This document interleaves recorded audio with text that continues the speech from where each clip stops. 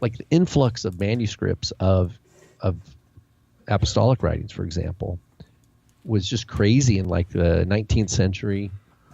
You know, we have so much more in the treasure house, world treasure house, because they're in different libraries all across the world, of papyri, right, of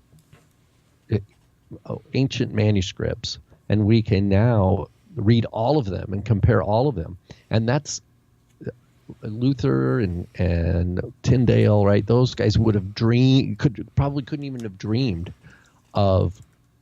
They would have just been in heaven. Seriously, they would have thought of themselves as being like just in an elated, like unbelievable world if they had the technology and access that we have today. So what happens then? Where's the passion? Can we have that passion today? That passion for the Word of God, that passion to get the truth of the Word of God out there, and to see the value of the original languages. That's what we have now. Is people have Bibles, they're, houses full of Bibles and translations, but are we reading them? Are we passionate about the Word, or have we gone stale? And we want to be aware of that in our own hearts. You know, what's my heart attitude towards the Word of God?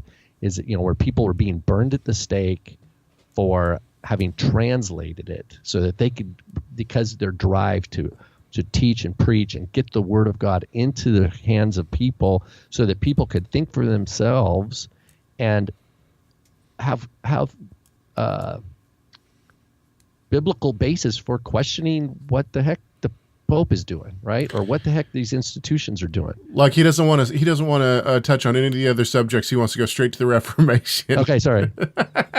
I just know this was our focus. So, okay, you lead the way, my friend. Well, first of all, the chat room wants to know if you're not going to give the teaching at the SBL, are you going to teach it anyway so that people can see it? I said you're turning it into a book. Yeah, I want to. This just more area for prayer for me. I would like to. Lord willing, I have numerous different books, but it's helpful to have these presentations because they help me clarify my own thoughts, and that's one of the values of the SBL presentation is you're able to present to people that are really thinking along in this specific arena, and they can give you good feedback.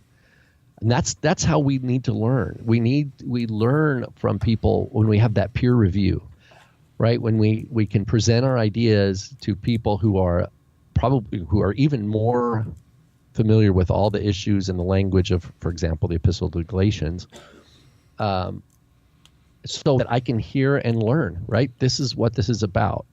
And at Torah Resource Institute, we value this aspect of our learning. That's peer why review. we try to go to the ETS, we try to go to the SBL, and because it's a valuable forum.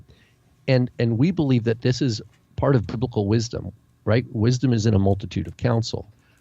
The wise man, it says, the wise man will listen and increase his learning. In Proverbs 1, it says that.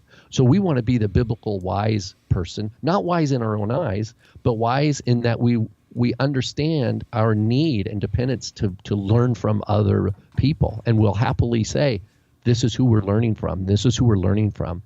And I think, Caleb, as we know, this sets us apart from different groups out there that teach.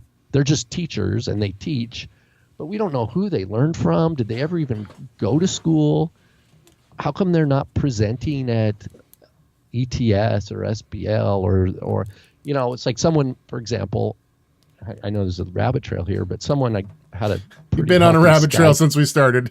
Keep going. Healthy Skype call for it was over an hour. Someone from a different country and who's convinced about how to pronounce the name, right? And they've been listening to teachers out there that are teaching how to pronounce God's sacred name a certain way. And I said, if this person was really convinced that their arguments were based in the Masoretic tradition, there's SBL, there's IOMS, International Organization of Masoretic Studies. There's places of scholars of the Masorah that would be thrilled to hear your paper and respond to it. And you would learn in the biblical model of hearing and learning.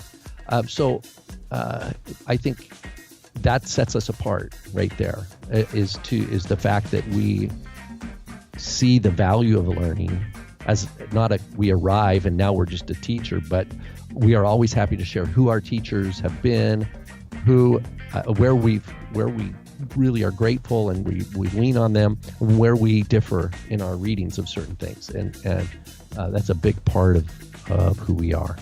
Rob and I appreciate you watching that video. We also would appreciate it if you'd subscribe to our YouTube channel. You can do that by hovering over this round thing right over here and then clicking the subscribe button. You should do that.